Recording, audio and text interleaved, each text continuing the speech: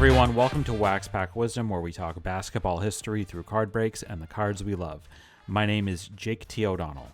Today, we're opening this pack of 1990 Fleer basketball cards as we continue running through more vintage hoops on Wax Pack Wisdom. We know you really enjoy them, so we're just gonna kind of keep rolling through this sort of great era of basketball in the early 90s. We've done some late 80s cards, and we're going to do early 90s. So the first one up is Nick Anderson from the Magic. Again, we are talking very early in the run of the Orlando Magic. They, I think, only started in 88, 89, I think. So Nick Anderson would have been one of the first guys on those teams. Next up is Mookie Blaylock. That was, I think Stuart Scott used to say that. Mookie Blaylock, a really good guard for the Nets. Eventually, I think after this, made his way to Seattle. Maybe he was before this that he was with Seattle. Yeah, he started with the Nets, made his way to the Seattle Supersonics, where he would be the inspiration for the name of a famous rock band. The band decided to call themselves Mookie Blaylock, an alternative rock band from the Seattle area, because they were such fans of his. And they were a little bit of afraid after a little while that they were going to run into some issues in terms of copyrights and things like that. So they decided to change their name from Mookie Blaylock to Pearl Jam. And the rest is history. I would also point out, if you notice the number that Mookie Blaylock is wearing, 10, that was also the name of Pearl Jam's first album. But Mookie Blaylock was a really good player as well. Speaking of really good players, here is Tyrone Muggsy Bogues. Tyrone Muggsy Bogues was a small dude for a basketball player from Baltimore, Maryland. Eventually played at Wake Forest. It was a first-round pick, but you see the height there, 5'3". One of the shortest guys ever to have any sort of career in the NBA of any length, of any repute. And he's remembered mostly for that reason. But he was a pretty good player, too. I just think it's amazing that a guy that's 5'3" could shoot over anybody at all in the NBA. But he could. He was also good at getting to the basket. And you look at everything about this screams 90s to me, between the Charlotte Hornets uniform, the Charlotte Hornets logo, Muggsy Bogues in general, really cool stuff. Here's Dana Barros, who we talked about last week on Wax Pack Wisdom. Dana Barros, and in case you missed that, Dana Barros is from Boston originally. After being with the Sonics, he eventually made his way to the Boston Celtics. And in Boston, he kind of has continued to put his roots down. He still lives in the area, and you always see Dana Barros at charity events, or he's signing autographs someplace or whatever. He kind of gives a lot of himself to the community. So we love Dana Barros, and really nice to have a couple of nice Dana Barros cards. The one last week was a rookie card. Next is Randy Brewer from the Minnesota Timberwolves, who were kind of also in their early infancy. I can't really say I know a lot about Randy Brewer. Here's Michael Adams, and he is wearing the uniform of the Denver Nuggets in the early 90s. And I just want to show you a close-up that's one of the cooler uniforms of the era. I would not say that the Clippers had one of the cooler uniforms of the era. Michael Adams, again, I don't know a lot about Michael Adams. He went to Boston College, it looks like. But I do love those sort of late 80s, early 90s uniforms of the Denver Nuggets. All right. There's Willie Anderson from the San Antonio Spurs. Again, similar to some of these other guys, I can't really say I know a lot about them.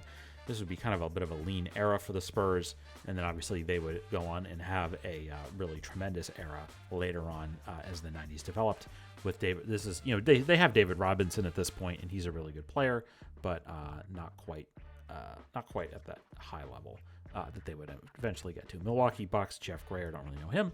Here's a bit of a more well-known player, is Ronaldo Blackman. I don't know if he's a Hall of Famer. Might be close, but a lot of years with Dallas, as you can see there. And just a really solid, guard, solid, scoring guard, as you can see there. this is not an era where guys were averaging 25, 30 points a game unless their name was Michael Jordan. So averaging like 20 points a game in the 90s is really good. So he'd be one of the top sort of scoring guys in the NBA at that point. So anyway, good player. Speaking of good players, and even better later in life, later in career, is Danny Ainge, the pesky guard for the Celtics, eventually the Kings. I think he was with Phoenix as well, I think. So Ainge was a world champion with the Celtics. Little known facts about Danny Ainge was obviously he grew up in the Oregon area. He was a two-sport star. He played professional baseball, and he did play, I believe, in the major leagues with the Blue Jays. And there are Danny Ainge baseball cards that you can get from the early 80s as well. Eventually, he settled on a career in basketball, and then, was, again, pesky as a player. Opponents hated him. And then he becomes a head coach. He's not super successful at that necessarily, but then he moves into the front office. And he is in charge of the Boston Celtics for about 2 decades and takes them to the NBA Finals in 2008 and wins. Goes back to the finals in 2010. They lose.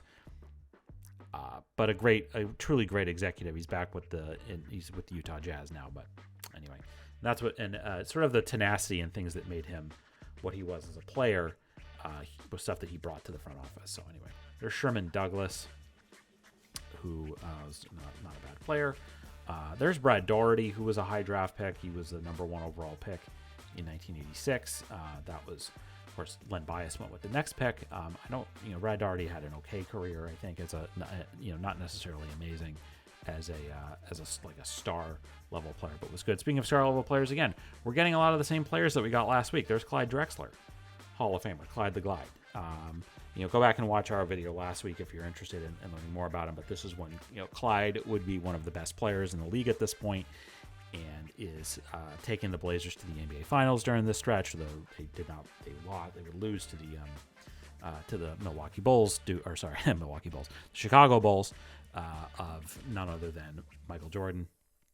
And speaking of him, I'm just going to this was actually the last card in the pack, is B.J. Armstrong, who would be, sort of in the backcourt with Michael Jordan during this stretch as they were beginning their championship run.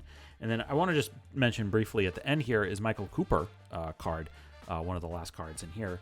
And Michael Cooper was a pretty critical member of all of the great Lakers teams. You kind of go all the way back to sort of the 79-80 year with he was drafted around the same time as Magic Johnson. Sorry, a little bit tongue-tied here. And he was in the backcourt with Magic Johnson, and he's went on all those championship teams in 85, 87, I guess 1980, right, as well. And and Michael Cooper is right in the middle of that. And Byron Scott is in there too. Michael and Irvin Johnson and great teams, of course. Kareem Abdul-Jabbar, Kurt Rambis, James Worthy in the front court. But those are that's Michael Cooper, who is somebody that doesn't get talked about as much when you talk about the Showtime Lakers, but he was a really critical part of it. So anyway, we're going to put Clyde the Glide back up there at the end, and that is going to do it for this pack of 1990 Flair basketball and this edition of Wax Pack Wisdom. Tell us what you thought of this break. What's your favorite card we pulled today? Do you have a story about one of the players in this pack? Leave us a comment and let us know. We'd love to hear it. If you enjoyed this video, I invite you to give it a like and subscribe to our channel so you don't miss any of our Wax Pack Wisdom content. In the video description, you can find links to where you can follow Wax Pack Wisdom on all social media channels. You'll also find a link to a list of our favorite nonprofits and charities. If you enjoyed this video, please consider a donation to one of those organizations. It would mean a lot to us. Thanks very much for watching, and we'll see you next time on Wax Pack Wisdom. Take care.